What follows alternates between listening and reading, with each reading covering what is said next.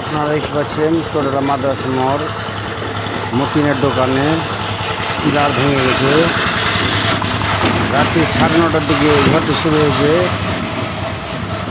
160 kilometre বেগে দমকা হাওয়াটি ঝড় বয়ে গেছে। মেলে অসংখ্য মানুষের ক্ষতি হয়েছে। দেখেন আপনারা দেখতে পাচ্ছেন রেগুলেটর, ওষুধের দোকান, চায়ের দোকান, মতিন ব্যাটারির দোকান, ভ্যানের দোকান, মেকারের দোকান, কোনো কিছুর দোকানে কোনো কিছুই নাই।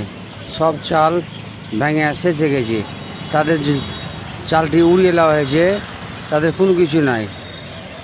তাদেরকে পিলার ভেঙে পড়ে গেছে। এত বেগে ঝড়টি হয়েছে রাত্রি 9:30টার দিকে।